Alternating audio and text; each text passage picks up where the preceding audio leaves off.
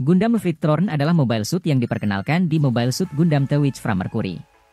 Gundam ini dikemudikan oleh Norea Dunlop.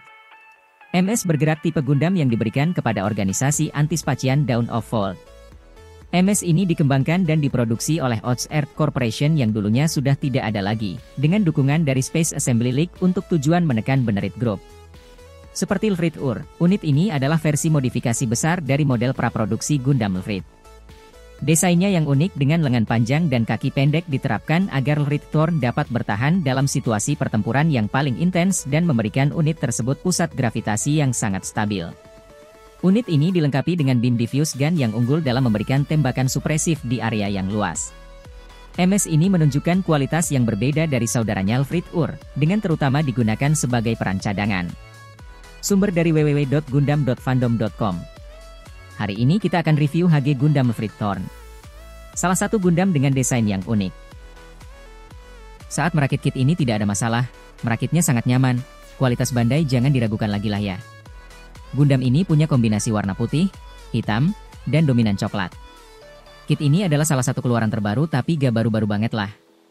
Karena kit baru jadi kit ini tidak pakai polychaps yang membuat kit ini gampang loose. Gundam ini jadi salah satu varian Gundam yang cebol. Dan untuk stiker yang kita dapat lumayan banyak, tapi sayangnya kita gak dapat mode gun format non-aktif di stikernya. Pertama kita lihat estetik bagian kepala yang sangat menarik. Kepalanya memiliki bentuk yang sangat gagah dan ditambah 4 vivin di kepalanya jadi makin kelihatan keren. Tidak lupa di bagian tengah kepalanya merupakan penanda kalau gun format aktif atau tidak. Badannya juga dibuat sangat keren. Bentuknya bagus dan kelihatan gagah dengan badan yang besar ini. Tidak lupa juga ada bagian-bagian di dada ini yang menunjukkan aktif tidaknya gun format. Terus untuk bagian pinggang tidak terdapat rok, hanya terdapat bagian tengah yang besar. Untuk rok sampingnya juga tidak ada karena udah ketutup sama kaki yang besar. Kemudian untuk rok belakang aku suka banget bentuknya karena terdapat rok besar ditambah dengan 3 jet untuk memudahkan mobilitas Gundam ini. Selanjutnya di bagian punggung terdapat paset array cannon. Peralatan besar yang juga dipasang di Lfrid Ur. Saat terbuka, ia dapat menembakkan sinar yang sangat kuat dan berarah tinggi. Bersama dengan gun format, ia memungkinkan serangan jarak jauh yang intuitif. Ia konon memiliki fungsi tambahan yang dapat dibuka dengan skor permet yang tinggi. Ia otomatis terbuka saat skor permet mesin telah mencapai 3 ke atas. Lanjut bagian lengan yang sangat menarik. Ini jadi salah satu keunikan dari Gundam ini. Pertama bagian pundak yang sangat besar dan bentuknya keren karena ada penambahan bagian runcing seperti ini. Terus untuk bagian lengannya sangat panjang jadi bentuknya kurang proporsional, tapi gak begitu masalah, mungkin jadi ciri khas Gundam ini. Kemudian bagian kaki yang menjadi salah satu keunikan juga. Kakinya pendek banget guys, tapi untuk bagian paha sangat besar. Terus untuk bagian kaki bawah aku kurang begitu suka karena seperti kaki ayam.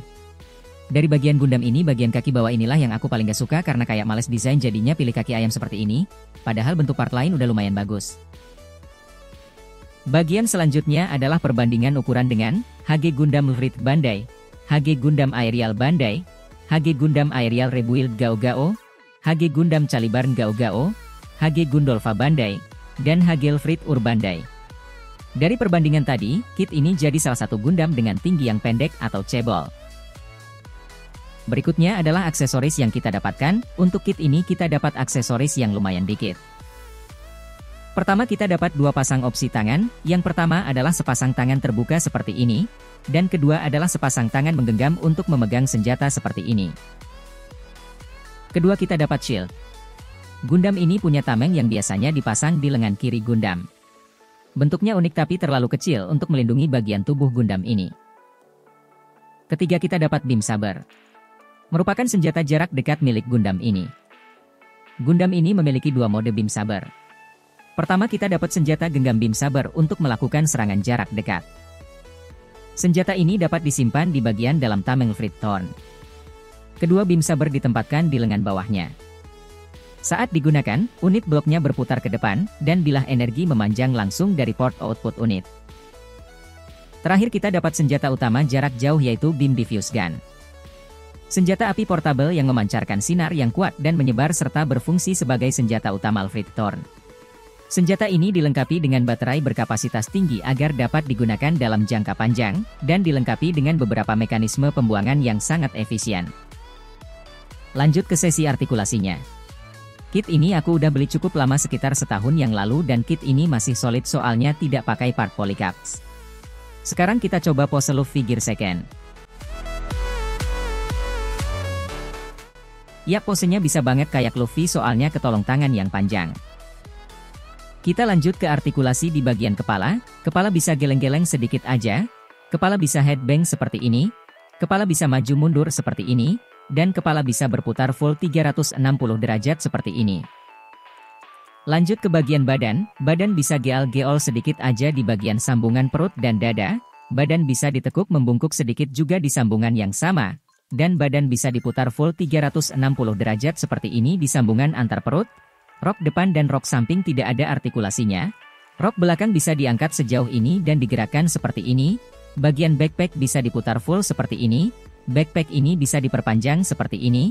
Facet array cannon bisa diarahkan ke depan seperti ini. Facet array cannon bagian bawah bisa digerakkan seperti ini, dan facet array cannon bisa dibuka seperti ini. Selanjutnya di bagian lengan. Ada butterfly join di kedua bagian lengan. Bagian bahu bisa diangkat sejauh ini.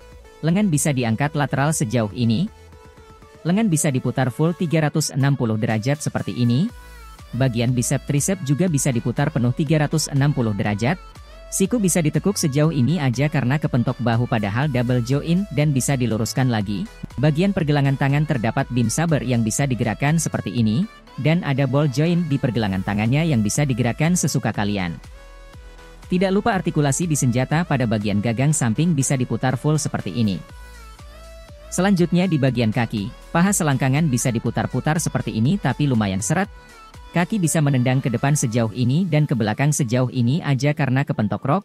Lutut bisa ditekuk sejauh ini karena double join dan dapat diluruskan lagi, tapi hati-hati pada bagian putihnya gampang lepas.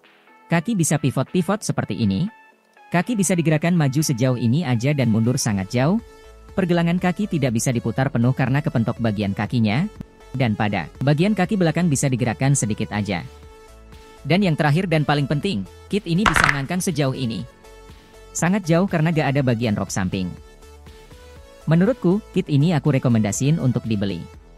Kalau kalian penggemar seri Gundam The Weak from Mercury mungkin ini jadi rekomendasi walaupun saat ini harganya masih lumayan mahal.